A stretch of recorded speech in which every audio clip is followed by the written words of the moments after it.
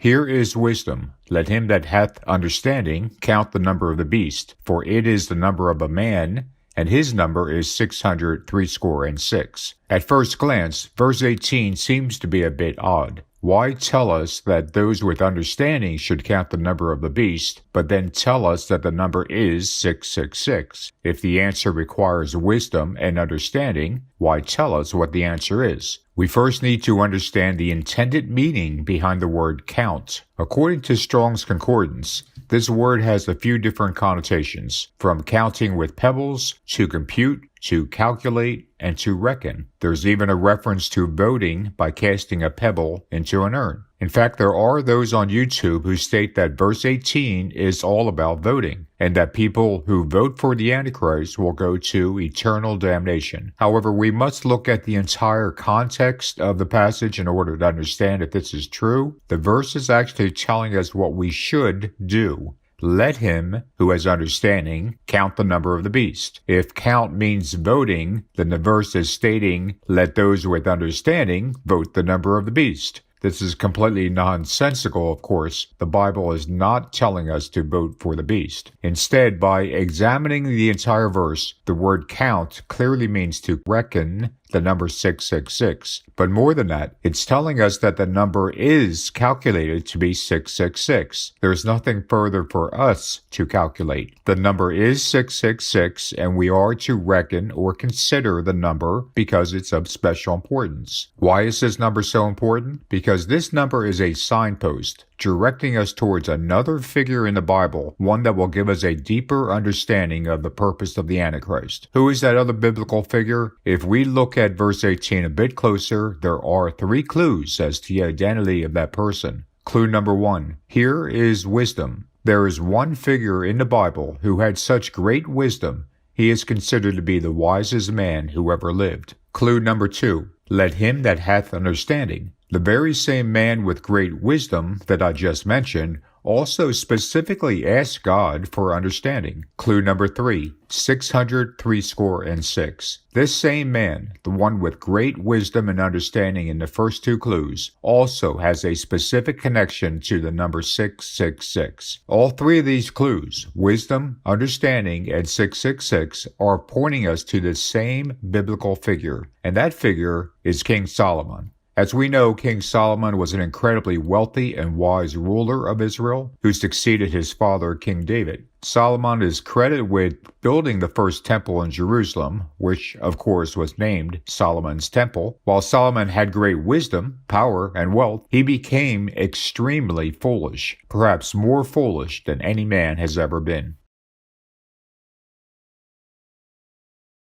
God gave special instructions to those who would be king of Israel, and the instructions are referred to as the 3 laws of kingship given in Deuteronomy 17, verses 16 and 17. He shall not multiply horses to himself, neither shall he multiply wives to himself, that his heart turn not away, neither shall he greatly multiply to himself silver and gold. Despite the astoundingly great wisdom and understanding Solomon possessed, he violated each of God's instructions on how a king of Israel should behave. Solomon desired a great number of chariots and horsemen, at one point having 1,400 chariots and 12,000 horsemen. Solomon had 700 wives and 300 concubines. Solomon pursued greater wealth than he already had, specifically gold.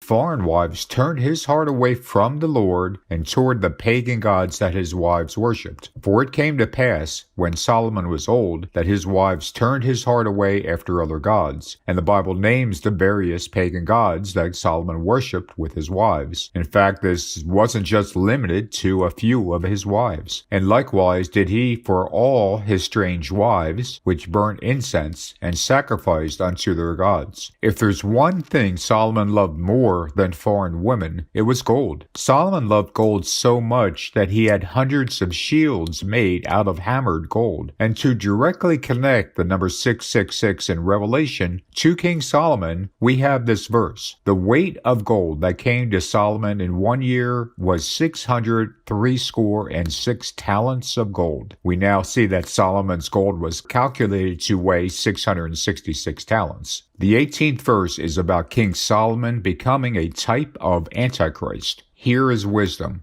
Solomon was the wisest man in the world. Let him that hath understanding. Solomon specifically prayed to God for understanding. Count the number of the beast. We are to reckon or consider this number, for it is the number of a man. The number points to one specific man, and his number is 666. The 666 talents of gold that Solomon received are a symbolic turning point for when this man of God became a type of antichrist. But there's something even deeper to all of this. Revelation 13:18 is specifically pointing us to Solomon's gold, and there's a reason for doing so. All of these pagan gods that Solomon worshipped are themselves variations of and subservient to the one pagan god that nearly every culture in history has placed above the others, the sun god. And the sun god is identified with one specific thing, gold. Thus we have the number 666 in Revelation pointing us to gold, and gold itself is a representation of the sun god. Solar deities and sun worship can be found throughout most of recorded history in various forms. The sun was often viewed as the giver of life itself, and even within pagan religions where many gods were worshipped, the sun god was given a high status. The sun god is historically identified with gold, just like the sunshine is golden, and gold is the most valuable metal. To many civilizations that worship the sun, it makes sense that gold was seen as a valuable representation of the sun, given its shiny yellow attributes. In culture after culture, we see the sun god is either the most important god, or a major part of a larger group of pagan deities. For example, the 36 deacons of the zodiac are comprised of various demons, angels, and gods from a variety of pantheons. And yet the one thing that these pantheons all share is a sun god. The 36 deacons of the zodiac are interesting for yet another reason. The sum of the integers from 1 to 36 equals 666. Thus we have the 36 pagan deities of the zodiac representing or totaling a number that itself points to gold, which in turn is equated with the sun god. Revelation 13:18 is giving us insight into the true nature of the Antichrist by pointing us to King Solomon, and specifically the 666 talents of gold. The Bible is telling us that the final Antichrist will be obsessed with gold and with the ultimate pagan deity, the sun god. In fact, the Antichrist will see himself as the personification of the sun god. Just as happened with the golden calf of Aaron and the golden statue of King Nebuchadnezzar, the final Antichrist will also use gold to symbolize his own power and to honor the god of forces, the sun god. The Antichrist will soon proclaim himself to be either God or a god, and will also have an image that people must worship. We should expect this image to be either made of gold or involve gold on some level. It will be the ultimate golden idol, intended to honor the Antichrist as the sun god.